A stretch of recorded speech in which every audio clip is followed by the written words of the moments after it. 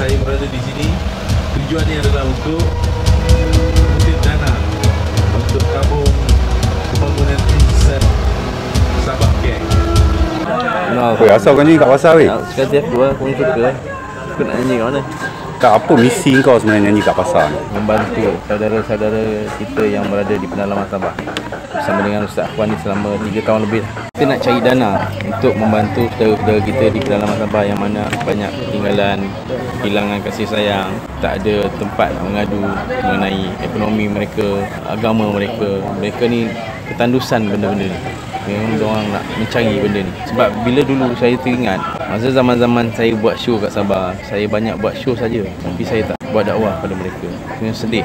Saya cuma pergi show, balik, main duit, balik. Tapi bila saya dah berhijrah ni, satu tanggungjawab kita sebagai umat Islam. Kita tengok ramai yang keluar daripada Islam sewenang-wenang. Kita jumpa, kita nampak sendiri dengan mata kepala kita sendiri. Dia orang ni tak ada orang nak bimbing.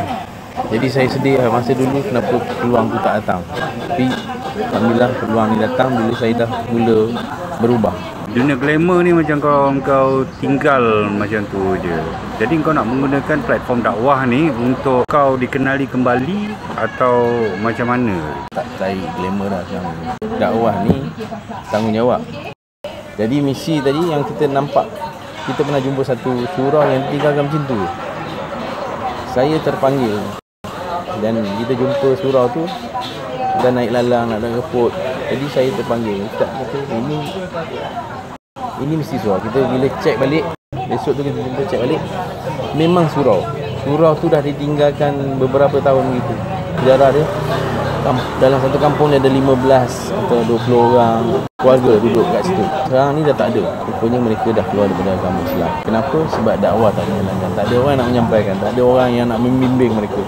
Jadi engkau, aku. Jadi rasa sedih. Yang paling sedih pun, kita dapat cerita berita ni, pengerusi surau dengan setiausaha surau yang dah pergi haji pun, bukan pergi umrah, pergi haji, dah haji pun keluar daripada agama Islam. Murtad ni tu.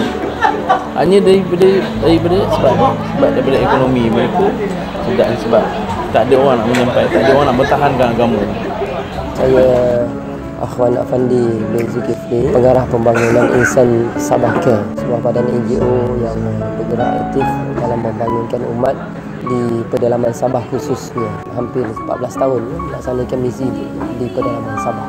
Dulu misi kita kecil-kecil ya. Lepas kita dah melibatkan kerja yang lebih besar, sehingga terkadang sebulan ni kita perlu dana sampai puluh ribu sampai 100,000 pun ada. Kita ada sekolah dan sebagainya. Jadi dana ni kita banyak kumpulkan di pasar-pasar, pasar malam. Kita buat opportunity untuk mengajak bersama.